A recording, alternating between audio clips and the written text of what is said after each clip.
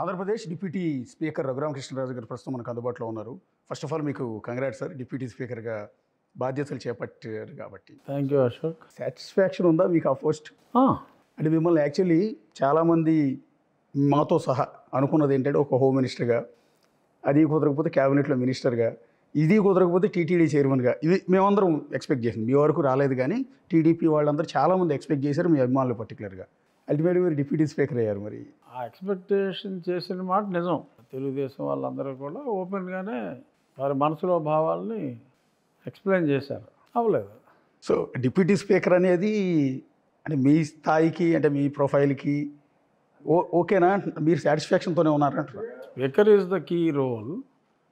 But లక్కీగా ఏంటంటే speaker నేను మా ఇద్దరికి ఎప్పుడో 3 దశాబ్దాల స్నేహం ఉంది కాబట్టి నేను కూడా సభా నిర్వహణలో యాక్టివ్గా ఆల్మోస్ట్ సగం టైం ఆయన, సగం టైం నేను సభ జరిగినప్పుడు ఉంటున్నాం.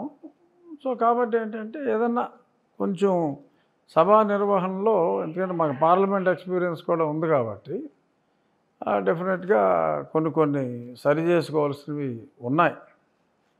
సో వాటిల్లో we can play key role. So తర్వాత సరిగ్గా సమావేశాలు అంటే ఇన్ ది సెన్స్ కమిటీస్ ఉంటాయి. గత 5 సంవత్సరాల్లో అసలు కమిటీ మీటింగ్లు ఏమీ జరగల. ఏదో కొన్ని కమిటీలు 2-3 సార్లు కూర్చున్నారు తప్ప అదొక తూతు మంత్రం అయిపోయింది. సో ఆ కమిటీ మీటింగ్లు అన్నీ సక్రమంగా జరగటం, కమిటీలు కూడా 1 వీక్లో క్లియర్ అయిపోతాయి. సో రెగ్యులర్గా కమిటీ మీటింగ్లు పెడతాం. ఒక శాసనసభ సంబంధించిన ఆ విధి విధానాలన్నీ కూడా కొంత గాడి తెప్పాయి అన్నమాట వాస్తవం. సో దాన్ని సరిచేసే, సరైన గాడిలో పెట్టే అవకాశం మా స్పీకర్ గారికి నాకు వచ్చింది. ఆ రకంగా ప్రస్తుతానికైతే అది గాడిలో పడేదాకా డెఫినెట్గా ఇది కూడా బాధ్యతాయుతమైన post. It's a honourable post. దానికి తోడు ఇప్పుడు మరి గత ప్రభుత్వం అస్తవ్యస్తంగా నడిపిన విధానం వలన సరి చేయడానికి కూడా కొంత అవకాశం ఉంది. సో ఆ రకంగా గౌరవంతో పాటు ప్రస్తుతం కొన్ని చేయవలసిన పనులు కూడా ఉన్నాయి. ఓకే. అంటే బేసిక్గా ఆ మధ్య ఒక ఎమ్మెల్యే కూడా డిమాండ్ చేశారు, స్పీకర్ చైర్లో మీరు ఉండాలి, జగన్మోహన్ రెడ్డి అపోజిషన్ లీడర్గా అక్కడ కూర్చొని ఉండాలి. ముందు నుంచి ఎలక్షన్ అయిన దగ్గర నుంచి దాని మీద ఏదో చాలా కామెడీ బిట్లు అవన్నీ.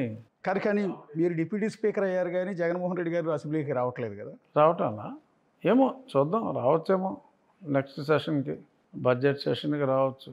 ఎంతసేపు ఏదో ప్రెస్ మీట్లు పెట్టు రోడ్డు మీద తిరిగి మాట్లాడతాం కాదు కదా. దానికి ఒక వేదిక ఉందా, ఆయన మనసులో ఏదన్నా చెప్పుకోవాల్సింది ఏదన్నా ఉంటే he can come to the assembly and he can represent. ఆయన భావాలు అసెంబ్లీలో వ్యక్తపరచవచ్చు. అంటే అపోజిషన్ లీడర్గా గుర్తిస్తేనే వస్తానంటున్నాడు కదా? ఎలా గుర్తిస్తారండి? ప్రజలు గుర్తించాలి ముందు. 17 స్థానాలు ఇచ్చి, 18 స్థానాలు ఇచ్చి ప్రజలు ఏమన్నా గుర్తింపు ఎలా వస్తుంది?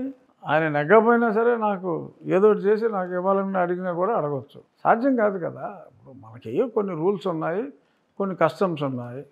సో దాని ప్రకారం మరి మినిమం 10% సీట్లు రావాలి అంటే 18 ఉండాలి. మరి జగన్మోహన్ రెడ్డి గారికి తెలియదు అంటే ఆయనకు తెలుసు.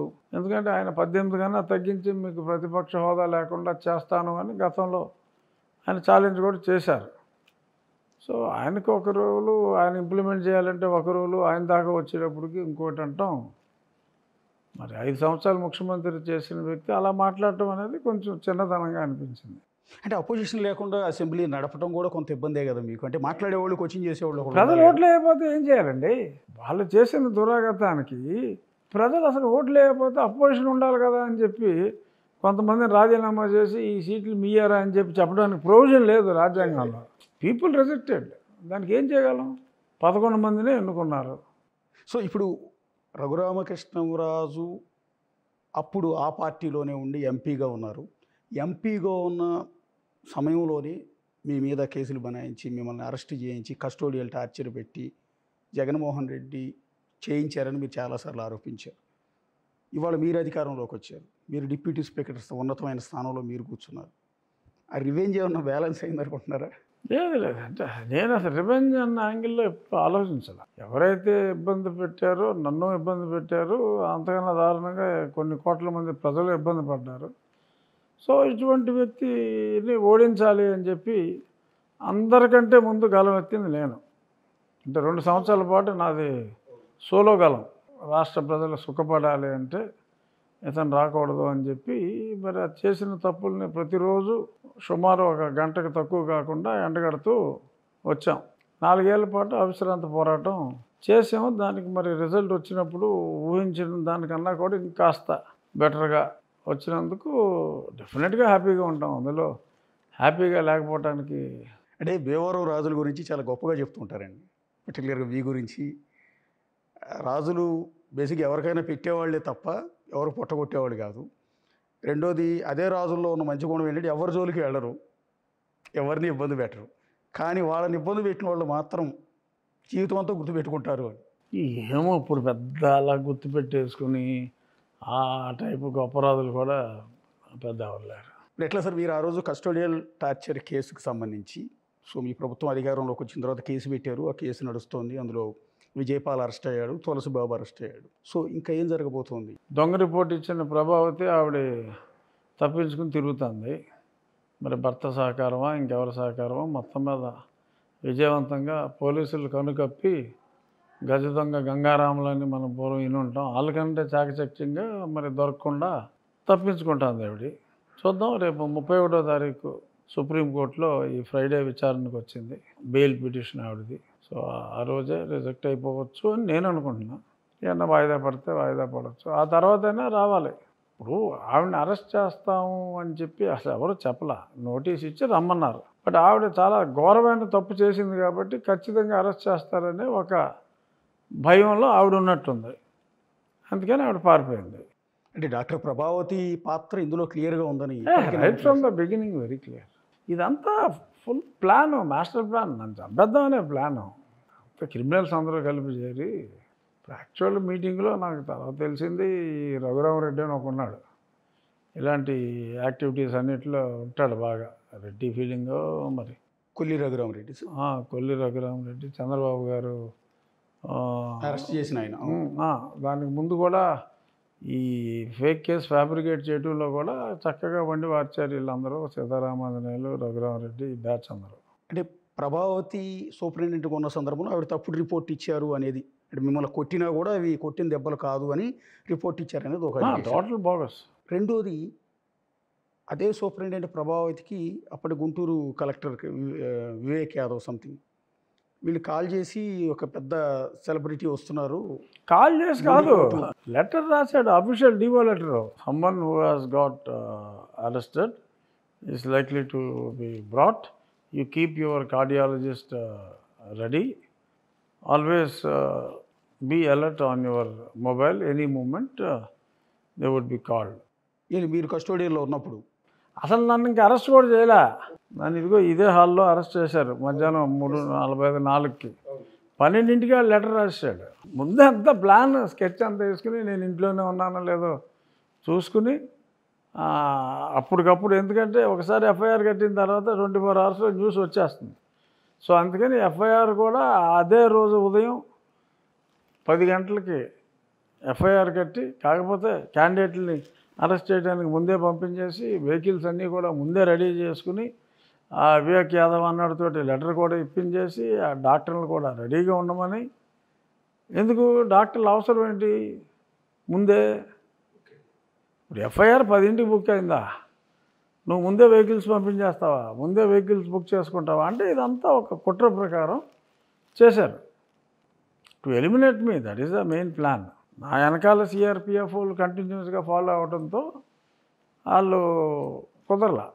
మరి ఎంటైర్ కేసులో వ్యవహారం వివేక్ యాదవ్ పేరు పెద్దగా రాలేదు కదా సార్? ఆయనకు ప్రస్తుతం పోస్టింగ్లోనే ఉన్నారు. వివేక్ యాదవ్ సంగతి అతను ఇప్పుడు స్టేట్ ఎలక్షన్ ఇదివరకు ముఖేష్ కుమార్ మీనా చేసిన పోస్టులో ఉన్నాడు. ఓకే. మరి ఆయన మీద అంటే లేదు, అతను కూడా పిలుస్తారు. మీరు పెట్టిన కేసులో ఆయన పేరు కూడా ఉంది.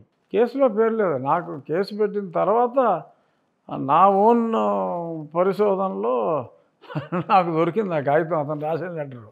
ఇన్వెస్టిగేషన్ నేను కూడా ప్యారలల్గా చేసుకుంటున్నా. మరి ఆ కేసులో ఇప్పుడు ఆయన పేరు ఏమైనా యాడ్ చేస్తున్నారు సార్? ఎందుకంటే రాష్ట్ర ఎన్నికల కమిషనర్గా ఉన్నారు కదా. డెఫినెట్గా పిలుస్తారు. ఎవరు చెప్తే నువ్వు ఈ లెటర్ రాసావన్నది ఇప్పుడు ఎక్కడైనా సింపుల్ కామన్ సెన్స్ పాయింట్. ఇప్పుడు సపోజ్ నేను అరెస్ట్ చేశారనుకో తెలంగాణలో ట్రాన్సిట్ వారెంట్ తీసుకోవాలి. It's a different state. ఇక్కడ డాక్టర్కి ఫస్ట్ చూపెట్టాలి. వీళ్ళకేమో పైగా వాళ్ళ కరస్పాండెన్స్ ప్రకారం నాకు హార్ట్ ప్రాబ్లం ఉందని తెలుసు.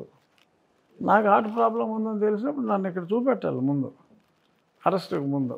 లేదు అక్కడికి తీసుకెళ్ళిన తర్వాత అయినా ముందు నన్ను హాస్పిటల్కి తీసుకెళ్ళాలి. హాస్పిటల్లో తీసుకెళ్తే ఆ నిమిషంలో నేను అంతా పర్ఫెక్ట్గా ఉన్నానని చెప్పి రాసుకుంటారు. బతుకుంటే బయటకు వచ్చిన తర్వాత ఏం దెబ్బలు తగిలినాయో ఉంటాయి. ఎందుకంటే it will not be a single man affair. Hospital అంటే 10 మంది ఉంటారు, 10 మంది చూస్తారు. అసలు పోలీస్ స్టేషన్లో సిఐడి స్టేషన్లో నన్ను పెట్టి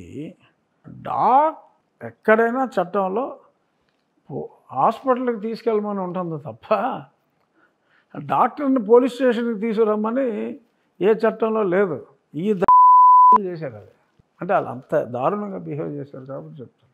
డాక్టర్ని నా పోలీస్ స్టేషన్కి తీసుకొచ్చారు కొట్టి ముందు. ఆడేదో బీపీలు చూసుకున్నాడు, పోయాడు. కొట్టిన తర్వాత ఆడికి వార్నింగ్ ఇచ్చారు. 165/110 ఉంటే బీపీ నార్మల్ అని రాశాడు ఆడు. నాకు చెప్పాడు, సార్ ఇంత బీపీ ఉంది సార్, చాలా జాగ్రత్తగా ఉండాలి మీరు. కొట్టారు, బ్లడ్ క్లాట్స్ పైకి రావచ్చు, మీరు బ్లడ్ థిన్నర్స్ వాడాలి. మరి రాయరా బాబు అదంతా అంటే పోలీసులు వార్నింగ్ ఇచ్చారు సార్. ఇదంతా ప్లాటు.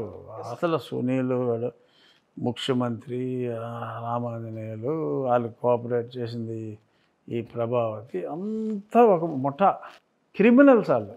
బట్ అయినా విచారణ సాగుతుంది అంటే సాగుతుంది. అంటే మీరు మొదటి నుంచి కూడా ఆరోపణ చేస్తున్నది ఒకటి సజ్జల రామకృష్ణారెడ్డి మిమ్మల్ని ఇక్కడ అరెస్ట్ దగ్గర నుంచి కూడా లైవ్లో చూశారు ట్యాబ్లో అని. మావాడు మనిషి ఒకటి చూసి ఇదిగో సజ్జలు ఉన్నాడు అందులో చూస్తున్నాడంటే ఆ విజయపాల్ గారు చూసిన అబ్బాయిని వెనకాల ఎదుగు మామిడి చెట్లు ఉన్నాయి ఆ లాన్లోకి తీసుకెళ్ళి గట్టి కొట్టేసాడు. సో అది మీరు ఆరోపిస్తున్న సజ్జల అండ్ పివి సునీల్ అప్పుడు ఫాలో అప్ చేశాడు సజ్జల. ఓకే, సిఐడి సునీల్ గారు అసలు మొత్తం ఆర్గనైజ్ చేసిందంతా అతను. మాస్టర్ ప్లాన్ వచ్చి సీతారామాంజనేయులు. కానీ అసలైన వాళ్ళ మీద ఇంతవరకు ఎలాంటి యాక్షన్ లేదు కదా. అదే దరిద్రం. పిల్లలు కూడా పిలిచి మాట్లాడాల. మేబీ వాళ్ళకి ఏమైనా స్ట్రాటజీ ఉందేమో, ఇలా కింద నుంచి ఒక్కొక్కరిని తీసుకొచ్చి కేసు బిల్డప్ చేసి అప్పుడు పైకి వెళ్తారేమో, ఏమో నాకు తెలియదు. ఓకే, అందరూ బయట డిస్కషన్ ఉంది. యాక్చువల్లీ అసలు పెద్ద తలకాయలు కదా ముందు పిలవాల్సింది. ఆరోపణ చేస్తున్నది వీళ్ళ మీద కదా, చిన్న చిన్న వాళ్ళందరినీ పట్టుకొస్తే ఉపయోగం ఏంటి అని. ప్రూఫ్లు అన్నీ తీసుకుని అప్పుడు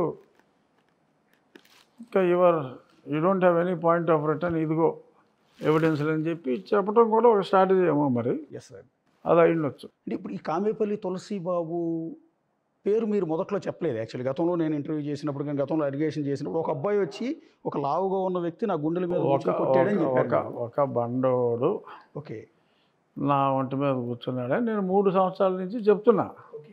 ఆడ బండోడు వచ్చి కూర్చుంటే నా మంచం కోళ్ళు ఇరిగిపోయినాయి, ఆ ఇరిగిపోయిన మంచం కూడా అక్కడే చాలా రోజులు ఉందని అన్నారని చెప్పి ఒక బండోడు వచ్చి కూర్చున్నాడు, ఒక హెవీ వెయిట్ పర్సనాలిటీ అని నేను ఎప్పటి నుంచో చెప్తున్నా. ఎస్ అవును. తులసి అనే ఒక అసిస్టెంట్ సునీల్ కుమారు వీడు కలిసి చాలా దందాలు చేస్తున్నారు, చాలా ఏదో పనులు చేస్తున్నారు. అగ్రిగోల్డ్లో చాలా దందాలు చేశారు. వాడెవడో రౌడీ నా కొడుకంటే, నేను రౌడీ అంటే ఏదో సినిమాల్లో చూసినట్టు అలా నెల్లూరు కాంతారావులాగా ఉంటారని మనకు తెలియదు కదా. రియల్ లైఫ్లో రౌడీలు అందరూ సన్నగా ఈ రౌడీ ఏంట్రా బాబు అన్నట్టు ఉంటారు. నేను తులసి అన్నోడు పేరు తెలుసు కానీ అతను ఎలా ఉంటాడో నాకు తెలియదు. తర్వాత అతనే చాలామందికి చెప్పుకోవడం కూడా జరిగింది. సో అప్పుడు అసలు తులసి అన్నోడు నా మీద కూర్చున్నాడు లావు, ఈ తులసి అన్నోడు ఏంటి బరువుగా ఉంటాడా బగ్గా ఉంటాడా? బగ్గా ఉంటే అతను అయ్యే అవకాశం లేదులే, బాగా బండోడు పడ్డాడు అని అంటే అప్పుడు తెలిసింది అతను 130 పైగానే ఉంటాడని. మొన్న జైల్లోనే చూసా అతను. మొన్న కూచిపూడిలో ఏదో ఫంక్షన్ ఉంటే గుడివాడ నుంచి వెళ్ళా. సో అప్పుడు నేను అతన్ని ఫ్లెక్సీలు అయ్యి చూడటం జరిగింది. కొన్ని ఎమ్మెల్యే అతను కలిసి ఉన్నాయి. ఎమ్మెల్యేకి అయితే పాప సింగిల్ ఏమీ లేవు, ఇతనికి సింగిల్ కూడా చాలా ఎక్కువ ఉన్నాయి. అంటే మీ ఆ రోజు గుడ్డెల మీద కూర్చుని మిమ్మల్ని కొట్టాడు అన్నది ఇతనే కొట్టాడు అనేది మీరు ఎట్లా సార్? ఆ రోజు ఏమైనా ఫేస్ చూసారా అతను మీరు? ఆ రోజు ఫేస్ చూసా. ఆ రోజు ఎందుకంటే ఇతను నా గుండెల మీద కూర్చుని సెల్ ఫోను, నా ఇంట్లో మధ్యాహ్నం పాలుగాడు తీసేసిన సెల్ ఫోను నా మొహం మీద పెట్టి ఓపెన్ చేయరా అన్నాడు. అతని కళ్ళు నా కళ్ళు అడుక్కన్నా దగ్గరలో ఉన్నాయి.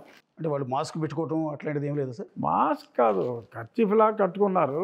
ఇతనేంటంటే ఆ మంచం విరిగిపోయి నా మీద కూర్చుని అప్పుడు కొంచెం జారింది. ఓకే. నేను చూసా మనిషిని, కానీ తులసి అన్నం నేను ఎప్పుడు చూడలా.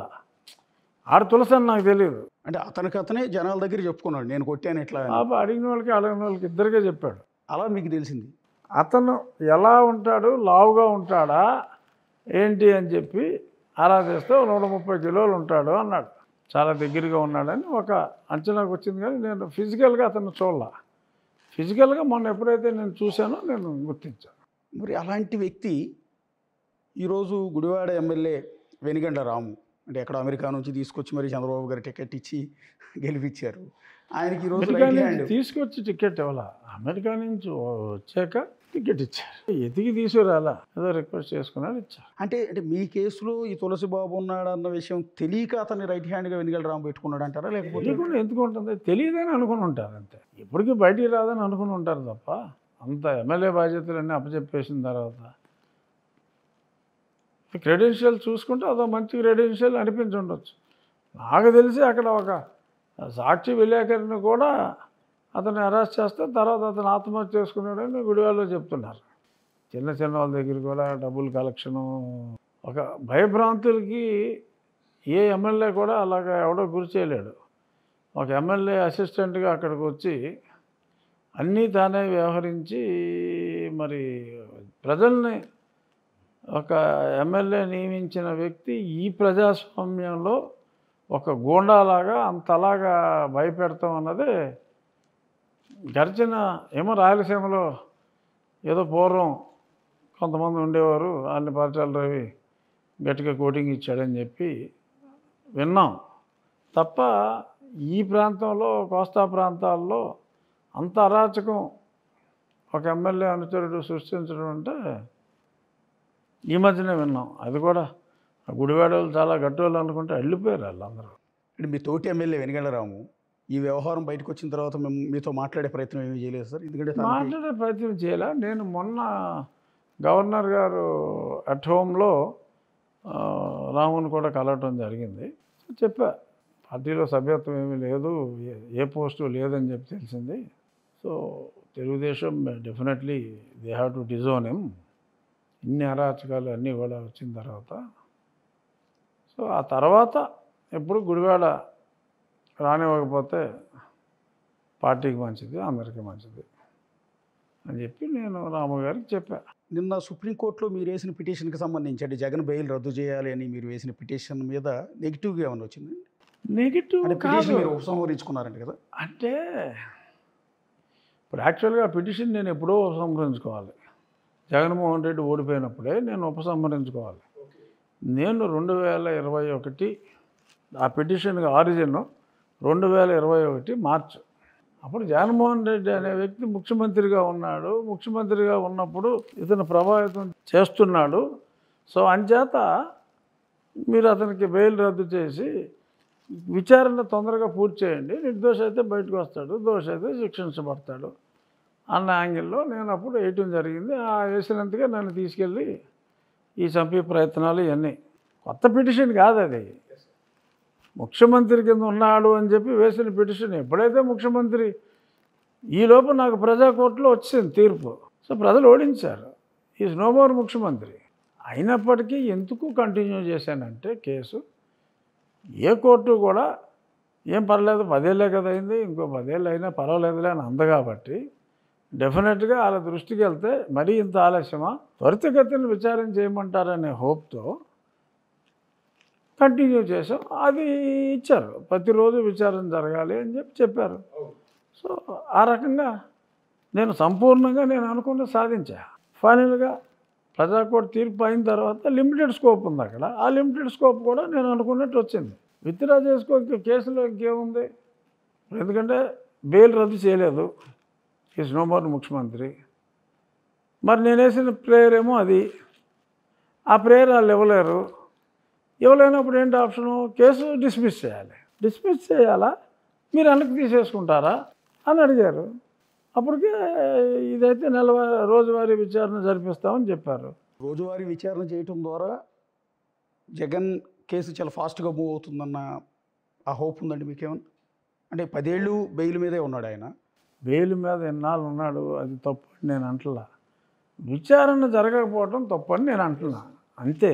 వాళ్ళు నెగ్గారని చెప్పుకుంటున్నారు, నాకు నేను నెగ్గానని నేను అనుకుంటున్నా. బయట జరుగుతున్న ప్రచారం అదే. యాక్చువల్లీ ఏంటంటే రఘురామకృష్ణరాజు ఓడిపోయాడు. ఒక రోజు ముందే చెప్పా, సాక్షిలో రాబోయే టైటిల్ నేను ఒక రోజు ముందే చెప్పా. సుప్రీంకోర్టులో దెబ్బతిన్న రఘురామ, న్యాయమూర్తులు చెంపదెబ్బలు ఈ రేంజ్లో ఉంటుందనుకుంటే అదే రేంజ్లో ఆ సాక్షిలో రాసుకున్నారు. విజయసాయిరెడ్డి వైఎస్ఆర్ కాంగ్రెస్ పార్టీ నుంచి బయటకు వచ్చారు. ఎందుకంటే మీరు వైఎస్ఆర్ కాంగ్రెస్ పార్టీలో గతంలో పని చేశారు కాబట్టి అడుగుతున్నాను. వాస్తవానికి ఆ పార్టీలో నంబర్ 2 విజయసాయిరెడ్డి అనేవారు. జగన్కి ఆత్మ విజయసాయిరెడ్డి అనేవారు. అలాంటి వ్యక్తి బయటికి రావటం అంటే మీకున్న సమాచారం ప్రకారం ఎందుకు అనుకుంటున్నారు? అల్టిమేట్గా ఎవరు ఉండరు. ఎలక్షన్ అయిన తర్వాత రాజ్యసభ కూడా ఖాళీ అయిపోతుంది, ఎవరో ఒకళ్ళిద్దరి కన్నా ఉండరు అని నేను ఎప్పుడో 6 నెలల క్రితం ఎప్పుడైతే జగన్మోహన్ రెడ్డి ఓడిపోవడం జరిగిందో 6-7 నెలల క్రితం అప్పుడే చెప్పా, లోక్సభే కాదు రాజ్యసభ కూడా ఖాళీ అయిపోతుందని. ఇంకా బయటికి రావడం కొంచెం ఆలస్యమైంది అకార్డింగ్ టు మీ. ఒక 2-3 నెలల ముందే వచ్చి ఉండాల్సిందే. అంటే ఎందుకు అనుకుంటున్నారు సార్? విజయసాయిరెడ్డి లాంటి వాళ్ళు రావటం అనేది ఎవరు ఊహించలే. అంటే మీరు ఎలాంటి ఎక్స్పెక్ట్ చేశారు వాడని కానీ కాదండి. అసలు జగన్మోహన్ రెడ్డి దగ్గర మనిషి అన్నాడు, బుద్ధున్నాడు పనిచేయలేడండి. కాస్త చీము నెత్తురు ఉన్నవాడు పనిచేయలేడు. అంటే ఈయన జగన్తో పాటు 16 నెలలు జైల్లో కూడా ఉండొచ్చాడు కదా. ఆ కేసులు మొత్తంలో ఏటుగా ఉన్నాడు. పార్టీ పెట్టినప్పటి నుంచి పార్టీలో కొనసాగుతున్నాడు. సో అలాంటి వ్యక్తి విడిచిపెట్టడానికి కారణం ఏంటనేది ఎవరికి అర్థం కావట్లేదు. అదేనండి, దట్ ఈస్ జగన్ అంటున్నాను నేను. ఓకే. జగన్ అనేది ఒక యూనిక్ క్యారెక్టర్. అతను ఎవరిని దగ్గర ఉంచుకోలేడు. సజ్జల రామకృష్ణారెడ్డి ఉన్నాడు కదా, ఇప్పుడు ఈయన పంపేసినాక నంబర్ 2 స్థానం ఆయిందే కదా. నంబర్ 2 స్థానానికి వెళ్తే బయటికి పోవడానికి దగ్గర పడ్డట్టు. ఇప్పుడు 4 years బ్యాక్ చెప్పాను నేను, చరిత్ర తిరిగేస్తే ఎవరైతే ఎవరి దగ్గర నెంబర్ 2గా ఉన్నారో ఆ స్థానం అనేది చాలా రిస్క్. కృష్ణదేవరాయలని చంపేయమంటే కృష్ణదేవరాయలని చంపకుండా ఏదో మేక కళ్ళు చూపెట్టి ఇదిగో చంపేసాం కళ్ళు పీక్కొచ్చామని చెప్పి బతికించి రాజుని చేసి కృష్ణదేవరాయలని పెంచి మరి తిమ్మరసు పరిస్థితి ఏమైంది, చివరికి చిన్న అపార్థంతో కళ్ళు పీకి కారాగారంలో వేశారు కదా. సో అలాగే నెంబర్ 2 అనేది చాలా రిస్కీ పొజిషన్ రాచరికంలో. ఎప్పుడు ఏమైపోతారో తెలియదు. రీసెంట్గా ఒక ఆయన్ని అంటే వైఎస్ఆర్ కాంగ్రెస్ పార్టీలో పనిచేసి మళ్ళీ టీడీపీలోకి వచ్చిన ఒక మాజీ మంత్రిని నేను ఇంటర్వ్యూ చేసినప్పుడు ఆయన ఒక సంచలనమైన విషయం చెప్పాడు. నంబర్ 2 కోసం ఆధిపత్య పోరు చాలా కాలం నుంచి జరుగుతోంది. ఆ పోరాటంలో విజయసాయిరెడ్డి తట్టుకోలేకపోయాడు. ఎందుకంటే సజ్జల రామకృష్ణారెడ్డికి జగన్ కంటే సుప్రీం ఒకళ్ళు ఉన్నారు ఆ ఇంట్లో. అంటే తాడేపల్లి ఇంటిని ఆయన కాంప్లెక్స్ అన్నాడు. కల్కి సినిమాలో కాంప్లెక్స్తో పోల్చాడు. కల్కి సినిమాలో సుప్రీం అని ఒక తెర వెనక ఒకళ్ళు ఉంటారే, ఆ సుప్రీం జగన్ కాదు, వేరే ఎవరో ఉన్నారు, వాళ్ళ పేర్లు నేను చెప్పను, వాళ్ళ అండ సజ్జలకు ఉంది. ఆ క్యారెక్టర్ పురుషుడు కాదని కూడా చెప్పుకుంటాను. ఆ సుప్రీం అండదండలు ఉన్నాయి కాబట్టే సజ్జల రామకృష్ణారెడ్డి విజయసాయిరెడ్డి బయటికి పంపగలిగాడు అనేది. ఇతను 2కి వచ్చాడు అనుకోండి, ఇతని పరిస్థితి బైరామ్ ఖాన్ పరిస్థితి. ఆ 2 అనే దాని జోలికి ఎవడ వెళ్ళకూడదు. సో ఇప్పుడు పార్టీ పరిస్థితి ఏమనుకుంటున్నారు సార్? అంటే వైఎస్ఆర్ కాంగ్రెస్ పార్టీ మీకు సంబంధం లేని విషయం నిజానికి, బట్ ఎందుకు అడుగుతున్నానంటే మీరు ఆ పార్టీ కూడా పరిచయం ఉంది కాబట్టి అంటున్నా. 11 సీట్లే వచ్చినాయి. సో పార్టీలో ఉన్నవాళ్ళు విజయసాయిరెడ్డితో సహా మొత్తం బయటకు వచ్చేస్తూ ఉన్నారు. ఇంకా ఎంతమంది వస్తారో కూడా గ్యారంటీ లేదు. ఈ పరిస్థితిలో వైఎస్ఆర్ కాంగ్రెస్ పార్టీ భవిష్యత్తు ఏంటని 2029 నాటికి? భవిష్యత్తు ఏంటంటే వాళ్ళు లాస్ట్ ఎలక్షన్ స్లోగన్లోనే చెప్పారు, సింహం సింగిల్గా వస్తుంది, సింహం సింగిల్గా వస్తుందని. అసలు సింహం కాదో నాకు తెలియదు కానీ సింగిల్గా అయితే మటుకు వస్తాడు అంతే, ఎవరు ఉండరు. ఇంకా సింగిల్గానే వస్తాడు. తట్టుకోలేరు. ప్రాబ్లం ఏంటంటే అందరూ అతన్ని సార్ అనాలి, మీరు అనాలి, ఇతను అందరినీ నువ్వు అంటా అంటే ఎవడుకుంటాడు? అతనెంత, అతని వయసు ఎంత? 70 సంవత్సరాలు నువ్వు అంటాడు, 70-80 సంవత్సరాలు ఉన్న ఇతను సార్ అనాలా? అంటే లైఫ్లో ఒక దెబ్బ తగిలిన తర్వాత పాఠం నేర్చుకుని మన ఆలోచన వ్యక్తిత్వం మారుతుందంటారు కదా. మరి ఇంత పెద్ద దెబ్బలు తగిలినాయి జగన్మోహన్ రెడ్డికి, అయినా కూడా మార్పు రాలేదా? నాకు తెలిసి అతనిలో మార్పు వచ్చి ఎట్టి పరిస్థితుల్లో రాదని అనుకుంటున్నాను. ఇప్పుడు విజయసాయిరెడ్డి మీద మీ ప్రభుత్వం చాలా కేసులు పెట్టిందండి. ఒకటి కాకినాడ పోర్టు వ్యవహారం కావచ్చు, సింహాచలం భూములు కావచ్చు, దసపల్లా భూములు కావచ్చు, ఇలా చాలా కేసులు పెట్టారు. ఈ నేపథ్యంలో ఇప్పుడు ఆయనేమో నేను అసలు రాజకీయాల నుంచి తప్పుకున్నాను, అస్త్ర సన్యాసం చేశానని చెప్తూ ఉన్నారు. మరి ప్రభుత్వం ఆ కేసులను అలాగే ఉంచుందో లేకపోతే ఆల్రెడీ ఈయన రాజకీయాల నుంచి వచ్చేసాడు కదా అని చెప్తుంది? ఏమో నాకు తెలిసి కేసుకి రాజకీయాలకి సంబంధం లేదు. బట్ జనరల్గా ఎనీ కేసులో చూడవలసింది బెనిఫిషియరీ ఎవరు అనేది. సో పాత్రధార. అంటే ఇంకో ప్రచారం కూడా జరుగుతుంది కదా సార్. అంటే విజయసాయి రెడ్డి ప్రస్తుతానికి బయటకు వచ్చినా కూడా త్వరలో కొంతమంది ఎంపీలని కూడగట్టుకుని బీజేపీలో చేరతాడు. తద్వారా జగన్ని బీజేపీ దెబ్బ కొడుతుంది. వైఎస్ఆర్ పార్టీలో ఉన్న వాళ్ళందరినీ బీజేపీ చేర్చుకుంటుంది అనేది ఒక ప్రచారం జరుగుతుంది. ఉందా ఆ పాసిబిలిటీ అని? ఏదైనా జరగవచ్చు రాజకీయం అంటే. దాన్నే రాజకీయం అంటారు. అంటే ఇప్పుడు చంద్రబాబు నాయుడు గారు ఎన్నికల మేనిఫెస్టోలో ఇచ్చిన హామీలు, అంటే మీరు మీతో సహా అందులో అందరూ రెస్పాన్సిబిలిటీ కాబట్టి అడుగుతున్నాను. సూపర్ 6 హామీ ఇచ్చారు. ఇప్పటివరకు అమలు చేయలేకపోతున్నారన్న అపవాదం మీ మీద ఉంది. నిన్న చంద్రబాబు నాయుడు గారు మాట్లాడింది ఏంటంటే రాష్ట్ర ఆర్థిక పరిస్థితి ఏం బాగాలేదు, జగన్ విధ్వంసం చేసి వెళ్ళిపోయాడు, 9.5 లక్షల కోట్ల అప్పు ఉంది, వాటికి వడ్డీలు కట్టలేక నాన్న ఇబ్బంది పడుతున్నాం కాబట్టి తల్లికి వందనం లాంటివి, లేకపోతే అన్నదాత సుఖీభావ, ఈ పథకాలు ప్రస్తుతానికి నేను అమలు చేయలేను, ఆర్థిక పరిస్థితి మెరుగైన తర్వాత స్టార్ట్ చేస్తాను అన్నారు. ఇది మరి మీకు ఎఫెక్ట్ అవ్వదా మీ ప్రభుత్వానికి? అంటే ప్రజల్లో సర్ది చెప్పాలి. సంక్షేమ పథకాలు అనేది డెఫినెట్గా అవసరం. ఎందుకంటే that is the responsibility of the government. సంక్షేమం అభివృద్ధి రెండు జోడుగుర్రాల్లాగా వెళ్ళాలి. మంచి వాయువేగంతో సంక్షేమం వెళ్ళిపోయి అభివృద్ధి అలా ఆగిపోతే బండి తిరగబడుతుంది.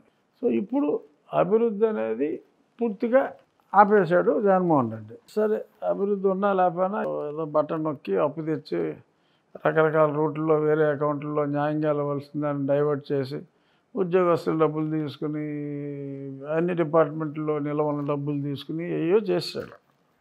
సో ఇప్పుడు దాంతో అప్పు వచ్చి అవకాశం పోయింది.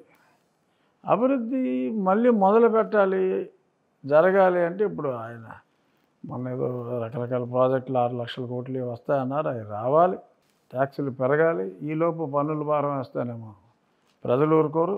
ఓవరాల్గా ఎలా ఉండాలో అలా ఉండాలి. మళ్ళీ ఆ పక్క రాష్ట్రంలో ఎలా ఉంది అనేది కూడా చూస్తారు. ఇప్పుడు అదే మొన్న మా స్పీకర్ గారు కూడా మా అసెంబ్లీ ఫ్లాగ్ హాస్టింగ్లో రిపబ్లిక్ డే రోజు చెప్పారు. బీహార్లో అడిగాం, కలిసి వెళ్ళాం, ఆల్ ఇండియా ప్రిసైడింగ్ ఆఫీసర్స్ అందరూ స్పీకర్లు డిప్యూటీ స్పీకర్లు కలిసాం. బీహార్లో 400 రూపాయలు ఓల్డేజ్ పెన్షన్ 60 సంవత్సరాలు దాటితే. 80 సంవత్సరాల దాకా వాళ్ళు బతుకుంటే కనుక 500 రూపాయలు. అందుకని ఇవాళ ఆంధ్రప్రదేశ్లో తెలంగాణలో ఏదన్నా పనులు జరగాలి, ఇవాళ హైదరాబాద్లో ఈ కన్స్ట్రక్షన్ జరుగుతుంది అని అంటే 18 లక్షల మంది బీహార్ వాళ్ళు ఇక్కడ పనిచేస్తున్నారు హైదరాబాద్ సిటీలో. లేకపోతే అసలు హైదరాబాద్ అభివృద్ధి ఉండదు. వీళ్ళు ఇస్తున్న సంక్షేమానికి సంక్షోభంలో పడిపోయేది హైదరాబాద్. ఆ బీహార్ నుంచి వచ్చి వాళ్ళు కష్టపడి ఇక్కడ పనిచేసి ఇక్కడ అభివృద్ధికి కారకులు ఒక రకంగా బీహార్ వాళ్ళు అయ్యారు. మాకు కూడా మా ఏరియాలో చేపల చెరువుల్లో మా లోకల్ వాళ్ళు పెద్దగా పనిచేయట్లా, బీహార్ వాళ్ళే పనిచేస్తున్నారు.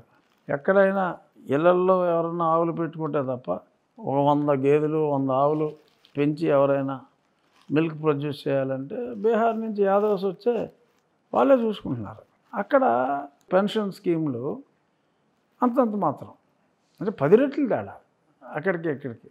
ఎపరేషన్స్ ఉన్నాయి. అంటే ఒక స్కీమ్కే మీరు ఎక్కువ పెట్టేస్తే మిగిలిన అన్ని స్కీముల్ని రన్ చేయటం కష్టం. మరి హామీ ఎందుకు ఇచ్చారు అని అడగవచ్చు. విధ్వంసం జరిగినప్పటికీ కూడా ఈ ఫర్దర్ వచ్చే ట్యాక్స్తో మనం చేయడానికి ప్రొవిజన్ ఉంటుంది అని ఒక మంచి మనసుతో అనౌన్స్మెంట్లు చేశారు.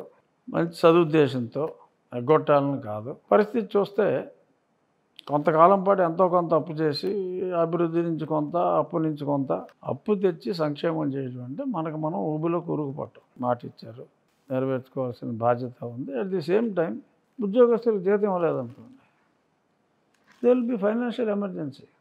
ఒకసారి ఫైనాన్షియల్ ఎమర్జెన్సీ వస్తే ప్రెసిడెంట్ రూల్ వస్తుంది.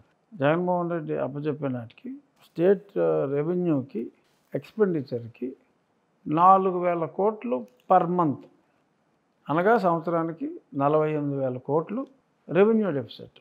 ఇవాళ ఎక్కడ లేని ఇన్వెస్ట్మెంట్స్ ఉత్తరప్రదేశ్కి వెళ్ళిపోతున్నాయి. గతంలో ఎప్పుడు లేదు. యూపీ అంటే భయపడేవారు పారిశ్రామికవేత్తలు, ఎందుకంటే నో లా అండ్ ఆర్డర్ అక్కడ. ఇవాళ లా అండ్ ఆర్డర్ ప్రాబ్లం లేని స్టేట్లో నెంబర్ 1 ఉత్తరప్రదేశ్. యోగి బాధ్యతలు చేపట్టిన తర్వాత రౌడీ అంటే ఎలిమినేట్, బెస్ట్ స్టేట్ అయిపోయింది అది. మన ఏరియాలో ఇండస్ట్రీ పెడితే మనుషులు దొరకడం కూడా కష్టంగా ఉంది. నాకు అన్నీ ఇస్తున్నారు కదా, ఏది కష్టపడితే నేనేం మైసూర్ మహారాజు అవ్వలేను, కష్టపడకపోయినా అన్నీ నోట్లో తీసుకొచ్చి వండిపెట్టిలో ఉన్నారు వీళ్ళు. ఇక్కడ లా అండ్ ఆర్డర్ దెబ్బతినేసింది గతంలో. మళ్ళీ ఇప్పుడు బాబు గారు is trying to bring the law and order back. So they have to strike A balance. నా దృష్టిలో డబ్బులు ఎందుకు వృధా చేయాలి? You build excellent schools. ఢిల్లీలో కేజ్రీవాల్ చేసింది అదే. ప్రభుత్వం తరఫున మంచి స్కూళ్ళు కట్టండి, హాస్పిటల్ కట్టండి, వైద్యం ఫ్రీగా చేయండి. ఏం చేసేవాడు జగన్మోహన్ రెడ్డి? ఆ వందనమనో లేకపోతే ఏదో ఆ బొడి లేకపోతే ఏదో అని మొత్తం అంతకంతా లిక్కర్లో లాగేసి మళ్ళీ లిక్కర్ కార్పొరేషన్ మీద అప్పులు చేసి సిగ్గు లేకుండా ఇదిగో ఈ లిక్కర్ మీద వచ్చిన ఆదాయంతో నేను ఈ స్కీములు చేస్తున్నాను, లిక్కర్ మీద వచ్చిన ఆదాయానికి ఈ వెల్ఫేర్ స్కీములకి మూడెట్టు కూడా చేశారు. మరి అసలు దాన్ని నిజంగా కామన్ సెన్స్తో మాట్లాడితే అభివృద్ధి అంటారా, సంక్షేమం అంటారా? రాష్ట్రాన్ని సంక్షోభంలోకి నెట్టాడు. పిల్లలను చదివించుకుంటూ ఎవడైనా తండ్రికి జబ్బు చేస్తే వైద్యం చేయించే పరిస్థితిలో కామన్ మ్యాన్ ఉన్నాడా?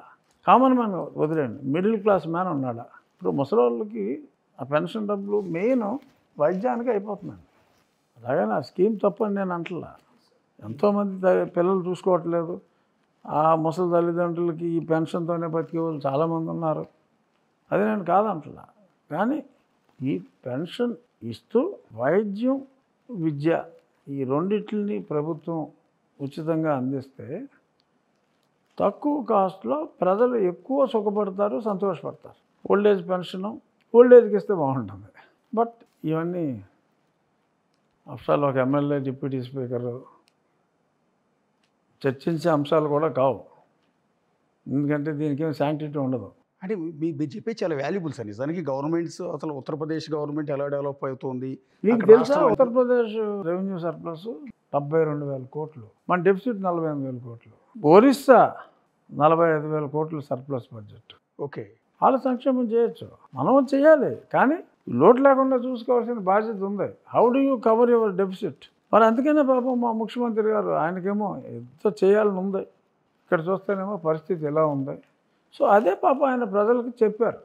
చెప్తే మరి వీళ్ళు కామెంట్లు కొడతారు. But people can understand. ప్రతిపక్షాలు కామెంట్ చేస్తారు, మరి నువ్వు ఎందుకు మాట ఇచ్చావు, నువ్వు ఎందుకు మాట ఇచ్చావు. మంచి చేయాలనే సదుద్దేశంతో మాట ఇచ్చారు. బట్ తీరా ఫీల్డ్లోకి దిగితే మరి పరిస్థితులు అనుకున్న దానికన్నా కూడా బ్యాడే ఊహించారు.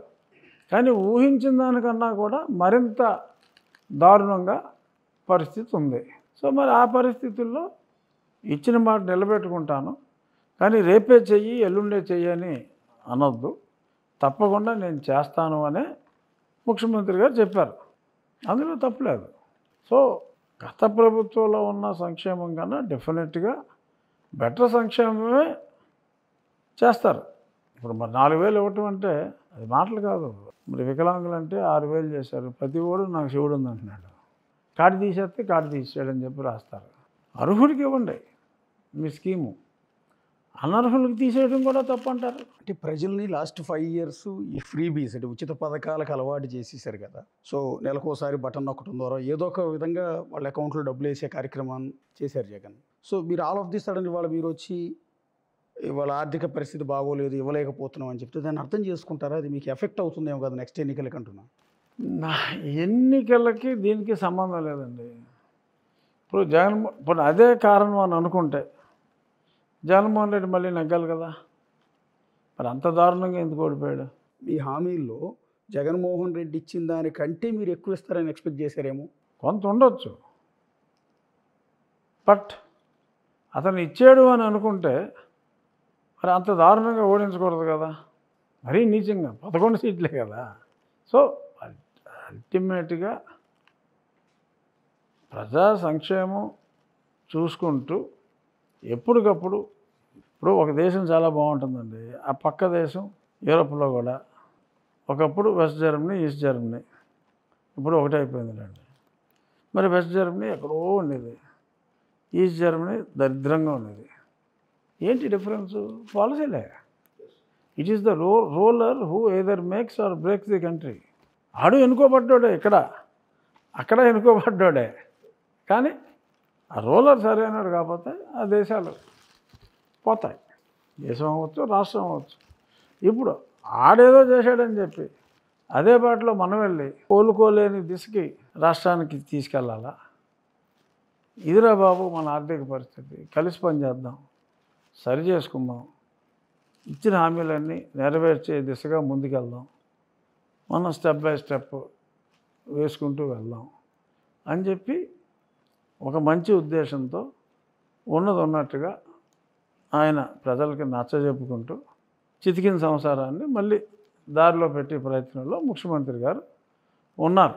కొంత లేటు ఉంటుందని ఆయనే చెప్పారు. బట్ దాన్ని ప్రజలు అర్థం చేసుకుంటారని నేను అనుకుంటున్నా. అర్థం చేసుకునేలాగా చేయటంలో మాలాంటి ఎమ్మెల్యేల పాత్ర డెఫినెట్గా ఉంటుంది. మా పని మేము చేయాలి. డెఫినెట్గా ఆ కష్టాలు ఏంటో చెప్పాలి. మేము ఎందుకు చేయలేకపోతున్నాం అనేది ఆ ప్రాసెస్లో మరి జగన్మోహన్ రెడ్డి పేరు చెప్పాల్సి వస్తుంది. మరి గతంలో ఇలాగా జరిగింది, బట్ సరి చేస్తున్నామని. దానికి కొంతమంది ఎంతకాలం జగన్ జగన్ అంటామని మాట్లాడతారు. జగన్ అని కాకపోతే గత ప్రభుత్వం అన్నా అనాలి. సార్ నెక్స్ట్ ఇప్పుడు రాష్ట్రంలో ఒక అంతర్గతంగా ఒక వివాదం నడుస్తుంది సార్, మీ దృష్టికి వచ్చే ఉంటుంది. ఇది లోకేష్ గారిని డిప్యూటీ సీఎం చేయాలని ఒకళ్ళు, కాదు సీఎం చేయాలని ఇంకొకళ్ళు, ఇంకొక ఆయన అయితే ఒక స్టెప్ ముందుకెళ్ళి ఆయన గంటా గారి అబ్బాయి ఏకంగా ప్రధానమంత్రిని చేయాలంటున్నాడు. ఇదే తరుణంలో జనసేన వాళ్ళకి కాస్త కోపం వస్తుంది. Already deputy CM Pawan Kalyan ఉండగా మళ్ళీ డిప్యూటీ సీఎం లోకేష్ అని ఎట్లా అంటారు అని వాళ్ళు ఇరుచుకుపడుతున్నారు. నానా తిప్పలు ఇంటర్నల్గా ఒక కోల్డ్ వార్ నడుస్తుంది. అందరికీ తెర పెట్టేశారు కదా. బాబు గారు ఒక స్ట్రాంగ్ వార్నింగ్ ఇచ్చారు, కళ్యాణ్ గారు వాళ్ళ కేడర్కి ఒక స్ట్రాంగ్ వార్నింగ్ ఇచ్చారు, లోకేష్ గారు అయితే అసలు నాకు ఇలాంటివి ఏమి పట్టవు, నాకు ఇచ్చిన బాధ్యతని నేను చూసుకుంటాను, I'm interested on any designation అని చెప్పి ఆయన చెప్పాడు. సో ఇది ముగిసిన అధ్యాయం. దాని గురించి అసలు మాట్లాడుకుంటాం టైం వేస్ట్. బాబు గారు వార్నింగ్ ఇచ్చిన తర్వాత కూడా చాలామంది స్టేట్మెంట్స్ ఇచ్చారు. ఏమో నాకు తెలిసి వార్నింగ్ తర్వాత స్టేట్మెంట్లు ఇస్తే చర్యలు తీసుకుంటా కూడా చెప్పారు. ఇది అభిమానులు ఎవరికి నచ్చిన వాళ్ళు ఎవరినైతే ఎవరు ప్రేమిస్తారో తను ప్రేమించేవాడు ఎక్కువ స్థానంలో ఉండాలి అని ఒక అభిమాని కోరుకోవటం సహజం. అది ఆ కోరికను అణుచుకోవాలి అంటే అణుచుకోలేరు. పైకి మాట్లాడొద్దు ఎవరు, మేము కలిసి ఉన్నాం. నిజంగా చక్కగా రాధాకృష్ణులాగా ఉన్నారు, హ్యాపీగా ఉన్నారు. వాళ్ళు బాగుంటే వీళ్ళు కొట్టుకుంటూ ఎందుకు, అనవసరం కదా. అంటే మీ మూడు పార్టీల మధ్య బంధం ఇంత అన్యోన్యంగా పర్టికులర్గా నాకు తెలిసి ఈ మూడు పార్టీల బంధం ఉంటుంది, కంఫర్టబుల్గా ఉంటుంది. సో కళ్యాణ్ గారు ఆయన బలం ఆయనకుంది, తెలుగుదేశంకి బలం కానీ సభ్యులు కానీ అంతా ఎక్కువ. పెద్ద ఆయన రామారావు స్థాపించిన పార్టీ, అది అలాగే దాన్ని ప్రొటెక్ట్ చేశారు చంద్రబాబు గారు. ఈ లోకేష్ గారు ఈజ్ కంటిన్యూయింగ్ లేకపోతే ఆయన కష్టపడుతున్నాడు, ఎక్కువ కష్టపడుతున్నాడు. బట్ అభిమానుల మధ్యన అంతా సమానంగానే మావాడు కొంచెం ఎక్కువ అని అనుకుంటారు. ఎందుకంటే వీళ్ళు ఎంత గింజుకున్నా వాళ్ళు కలిసే ఉంటారు, అందులో ఏమీ డౌట్ లేదు. అంటే 2014, 2019 మధ్య కూడా ఇవే మూడు పార్టీలు కలిసి పోటీ చేశాయి. అంటే పవన్ గారు డైరెక్ట్గా పోటీ చేయకపోయినా బహిరంగంగా బయట నుంచి మద్దతు ఇచ్చారు. ఒక పీరియడ్ వరకు బాగా నడిచింది. టీడీపీ వాళ్ళు కేంద్రంలో మంత్రులుగా ఉన్నారు, బీజేపీ వాళ్ళు రాష్ట్రంలో మంత్రులుగా ఉన్నారు. సో అంతా బాగుంది అనుకునే టైంలో లాస్ట్కి వచ్చేటప్పుడు ప్రత్యేక హోదా చిచ్చుపెట్టింది. టీడీపీ బీజేపీ కూటమి నుంచి బయటకు వచ్చేసింది. దానికన్నా ముందు పవన్ కళ్యాణ్ బయటికి వెళ్ళిపోయారు. సో అది మళ్ళీ రిపీట్ అవుతుందా 29 ఎన్నికల నాటికి అనేది? అప్పుడు అయింది కాబట్టి మళ్ళీ అయ్యే అవకాశం లేదని నేను అనుకుంటున్నాను. అప్పుడు అయింది కాబట్టి, దాని తర్వాత ఫలితం చూశారు కాబట్టి మళ్ళీ కలిశారు. ఇంత ఎక్స్పీరియన్స్ వచ్చిన తర్వాత మళ్ళీ విడిపోరు. వీళ్ళు మూడు పార్టీలే ఉన్నాయి కదా, మూడు పార్టీలు మెర్జ్ చేసి ఒక పార్టీ చేయలేదు కదా. సో అలాంటప్పుడు ఎలా ఉంటుంది, ఎంతమంది ఎవరి ఫీలింగ్ ఆడికి ఉంటుంది. మళ్ళీ ఎలక్షన్లో పోటీ చేసేటప్పుడు మళ్ళీ ముగ్గురు కలిసి పోటీ చేస్తారు కదా, వీళ్ళందరూ ఏకమైపోతారు. Thank you Raghuramakrishnaraju. Thank you. Raghuramakrishnaraju గారు చాలా వాల్యుబుల్ ఇన్ఫో ఇచ్చారు. రెండోది అనేక ప్రశ్నలకి ఆయన సమాధానం ఇచ్చారు. Signing off, this is Ashok. For more videos like this, subscribe Big TV channel.